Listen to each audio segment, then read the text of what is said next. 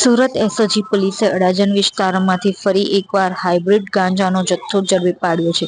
પોલીસે આરોપી પાસેથી રૂ.13,00,000થી વધુનો ગાંજો જપ્ત કર્યો છે. પોલીસે 374 ગ્રામ ગાંજાના જથ્થા સાથે આરોપી સૌરવ ચૌહાણની ધરપકડ કરી છે.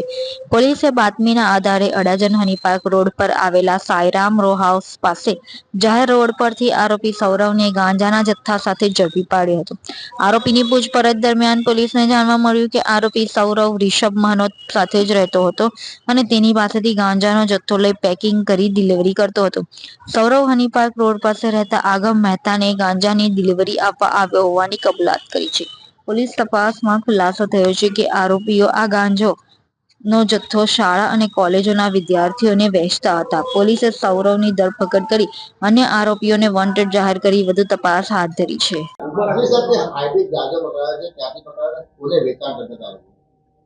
સુરત સિટીની અંદર no drugs in Surat city એ અભિયાનના અંતર્ગત મહેરબાન પોલીસ કમિશનર શ્રી અનુપમસિંહ ગેહલોત સાહેબ દ્વારા એક ચોક્કસ ડ્રાઈવની આયોજન કરવામાં આવ્યું છે. એના અનુસંધાને જુદા જુદા વિસ્તારની અંદર પૂરા સુરત સિટીને નો ડ્રગ્સ બનાવવા માટે અલગ અલગ ટીમો બનાવી છે. એના ભાગરૂપે ગઈકાલે અડાજણના હનીપાર્કની બાજુમાં એક સાંઈરામ રો હાઉસ છે. ત્યાં એક અમારી જોડે એક ચોક્કસ એવી બાતમી હતી કે આગમ ઉત્તમભાઈ મહેતા એના ઘરે એક છોકરો છે સૌરવ ચૌહાણ કરીને, એ હાઇબ્રિડ ગાંજો આપવા આવવાનો છે. એ અનુસંધાને પીએસઆઈ હડિયા અને એના ટીમ દ્વારા એને આંતરી અને ચેક કર્યો હતો. તો એના અંદરથી 374 ગ્રામ જેટલો હાઇબ્રિડ ગાંજો મળી આવ્યો છે. ગાંજાની કિંમત 13,09,000 રૂપિયા જેટલી મત્તાનો છે. એના સિવાય એની જોડેથી એક એક્ટિવા, વજન કાંટો, પછી જે એની અંદર પેકિંગ કરવા માટેની નાની નાની જે બેગ્સ આવે છે એ બેગ્સ પણ મળી આવી છે.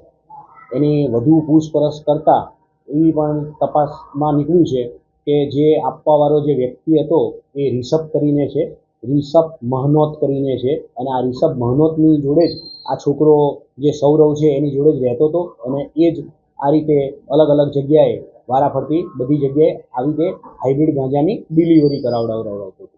ગાંજો લાવતા ક્યાંથી હતા?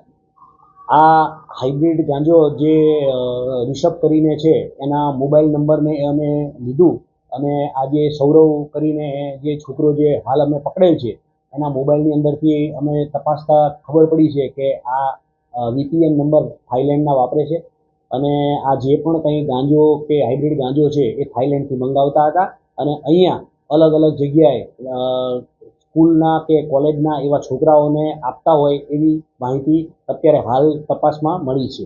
જે આરોપી છે એનો કોઈ ઇતિહાસ છે, શું કામ ધંધો કરે છે, કેટલી ઉંમર છે આરોપી?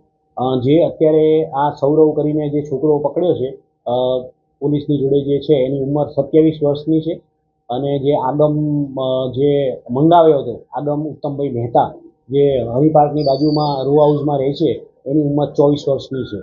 તો તમે કીધું કે સ્કૂલના છોકરાને વેચતા હતા, તો કેવી રીતના સ્કૂલના છોકરાઓને સંપર્ક કરતા હતા?